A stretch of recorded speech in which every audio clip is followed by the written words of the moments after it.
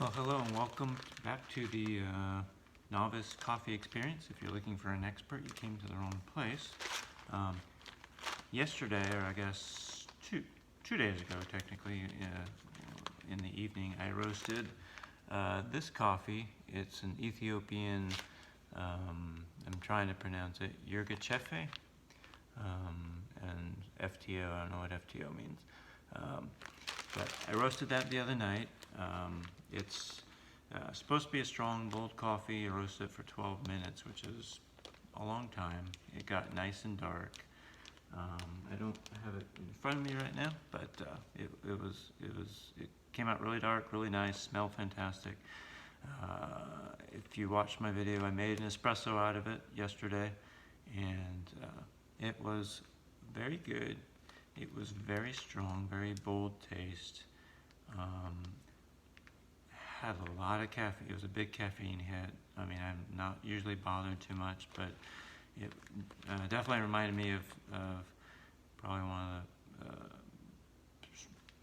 of the strongest caffeine hits I've had from espresso. Probably equal to the strongest one I've ever had. So that was interesting. It was delicious. I was wondering if maybe if I roasted a little bit shorter, less than the 12 minutes, if it might tone it down a little bit. So kind of experimenting now. It definitely was not lacking in boldness. I wouldn't want to do it any more than that. It was kind of at I think that 12 minutes was kind of at what they call a Vienna City roast, which is a medium dark, but not a French roast, which is the darkest.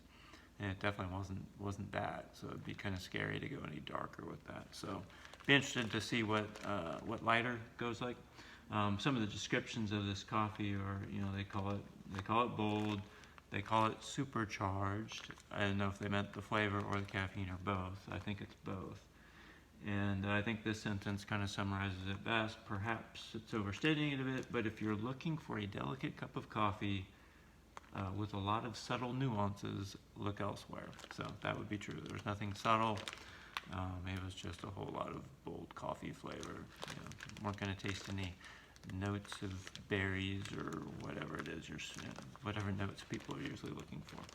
So, anyways, I'm going to try a lighter one today. I generally this is my new roaster. I've had it for less than a week.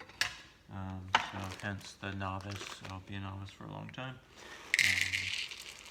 I'm going to put 2 scoops, which I think each scoop is about an ounce in. Doesn't make a lot of coffee, but allows me to probably make about 3 servings, whether it's an espresso or pour over or whatever.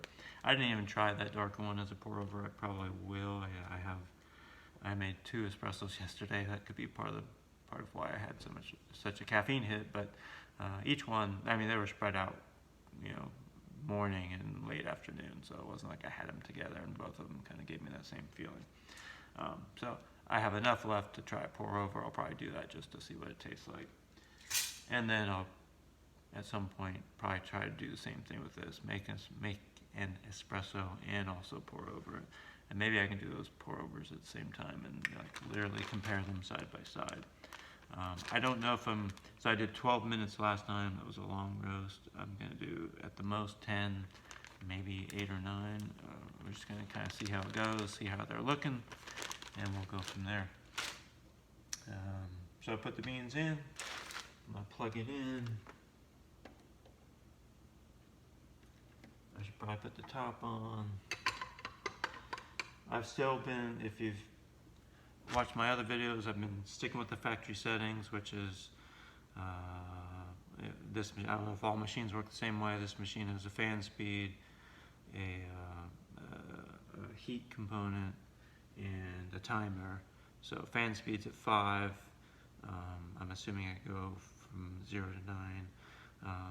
Heat is set at a 9. I assume that's the hottest. I'm just going to leave it there. It seems like I've done some light roasts. They came out fantastic, so I don't think it's too hot in general. I don't know if you should use different heats for different coffees. I'm not that, again, I'm a novice. I'm not that sophisticated, so I'm just kind of trying to keep it simple. And maybe one day I'll have learned enough to start playing with that kind of stuff. So I'll start at 6 minutes. I'm definitely not going to stop at 6. like I said, I'll probably go to at least 8, maybe 9 or 10. We'll see how they're looking. So when it counts down, I'll just add a few minutes. I'll show you what I'm doing that. So I'm gonna go ahead and start it.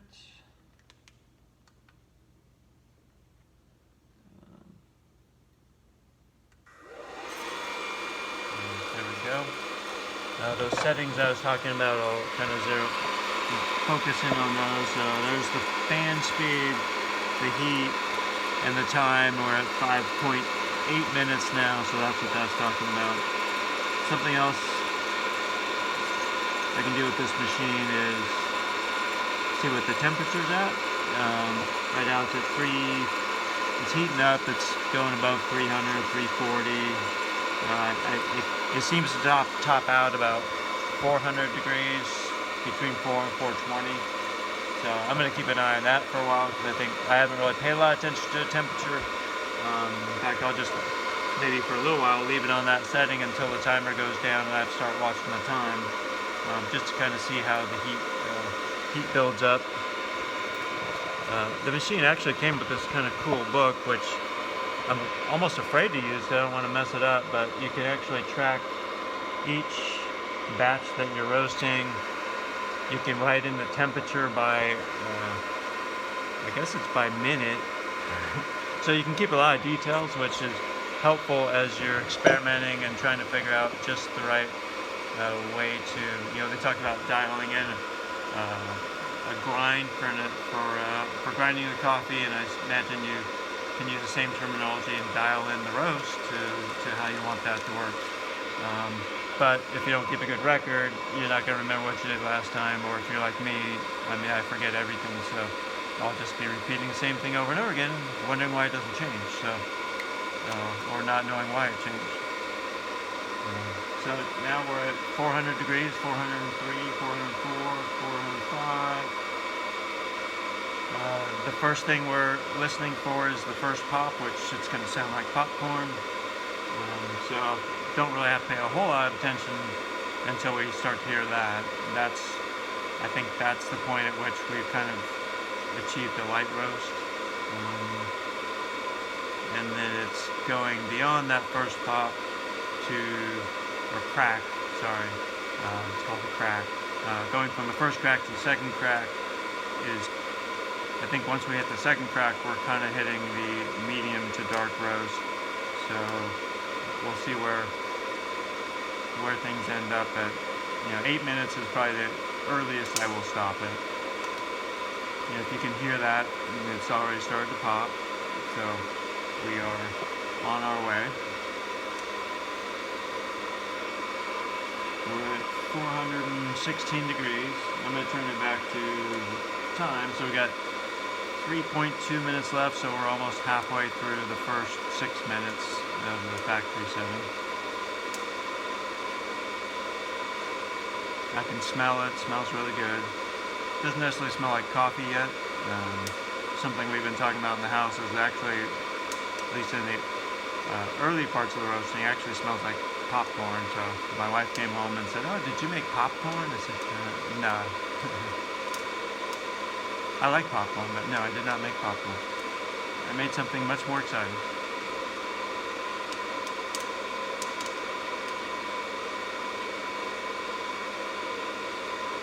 And one thing I've learned from I've only tried 2 coffees so far. One was in Ethiopia Yirgacheffe or something like that, and then this Yirgacheffe. They both seem to have a lot more caffeine than coffees that I'm used to drinking historically. So I don't know if that's going to be true, if that's just true for an Ethiopian bean, or if it's going to be true for a lot of these. Kind of have to change my coffee drinking habits as I drink these. So we're down to just under 2 minutes.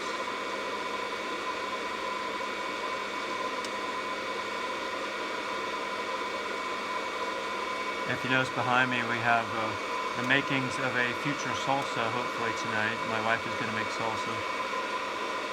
Some of the biggest jalapenos we've ever seen. I don't know if you can really get the idea of how big those are, but usually they're about half that size. we're hoping they might actually have spice in them. These days, jalapenos we buy at the grocery store have 0 spice, or maybe a tiny bit. Very disappointing. So that used to not be the case, and we've always bought them at the grocery store. So if that turns out to be the case with these large ones, then we gotta add some other peppers that actually have spice in them. So be curious if the big ones have more spice, or if I'm expecting they'll be even milder. But anyways, back to coffee. So we heard some cracking. Last time I did it, the cracking, what I think was the first crack, continued for a while. It's kind of like the beans are on different timetables individually. We're down to 0.7 minutes. So at some point here I'm gonna turn up the time. So we started at 6 minutes, and I know I want to go a minimum of 8, so I'm gonna go ahead and right now it's gonna hit 0.3. I'm gonna change it to 2.3.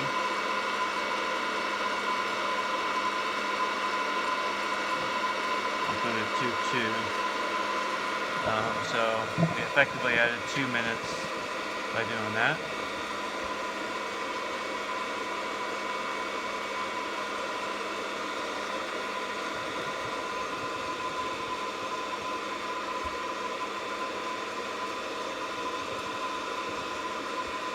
I don't hear any popping anymore, so that's kind of interesting, because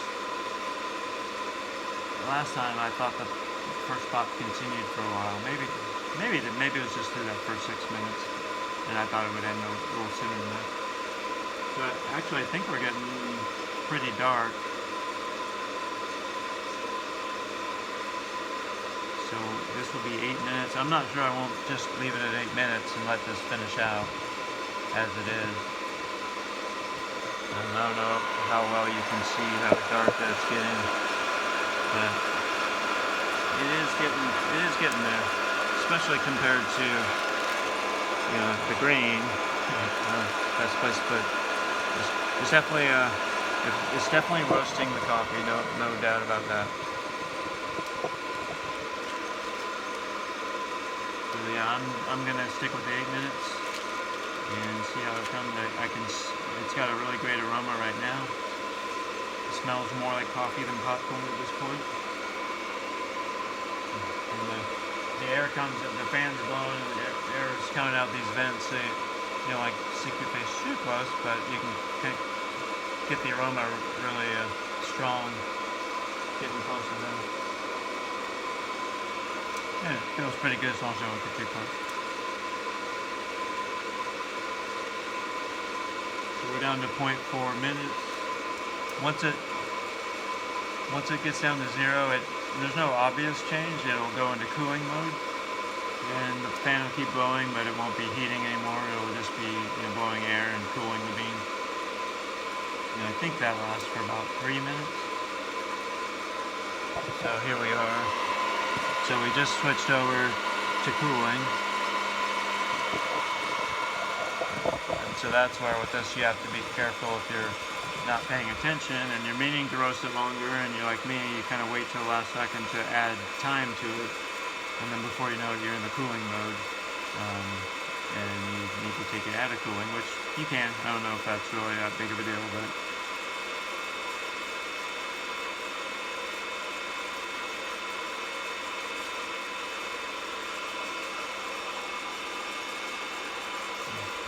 smells pretty good. Smells better than our town does. Our town has a Maxwell House coffee roasting facility, and sometimes it actually smells pretty good, and sometimes it smells like something's burning in town and somebody needs to call a fire department. It doesn't smell like that at all. It kind of smells more like I said, sometimes it smells good. I kind of wonder if that's just like the early part of the roasting process, and then they get to the burning part and it's all one roast, or if they do a bunch of different roasts and some smell good and some don't. I don't know, but they certainly over roast their coffee somehow, or maybe it's a cleaning process. I don't know. I had coffee this morning at Cracker Barrel, and I mean, generally restaurant coffee isn't usually that great to me anyways, but I think I'm even more spoiled now. There wasn't anything I could do to that coffee, and I'm not complaining about Cracker Barrel. I love Cracker Barrel, but there wasn't really much I could do to redeem that coffee. It was, I mean, I was literally putting sugar in it just to try to make it taste pleasant. And I'm not a coffee snob. So I think that's it. We're down this scene 1, which I don't know if that's 1 minute. I think they only have so many spaces on the screen, so on the roasting process you get the fractions of the minute, but on the cooling process you're kind of stuck with not knowing exactly where you're at. Somewhere in the 1 minute range. So like I said, as I said in previous videos, it has to cure for at least 4 hours, so it's 5 o'clock in the evening. In theory, I could have a cup around 9, but like I said, these things have a lot of caffeine, and if I do that, I won't sleep well, and I don't want to fall asleep in church in the morning, so I probably won't do that. I'll probably have a cup in the morning before I leave for church, and with the caffeine hit these things have, that'll help me stay awake if I have any trouble. Not that our pastor is hard to stay awake for, but I'm just saying. So that's it for now, and I'll post another video when I get a chance to taste it and tell you how it turned out.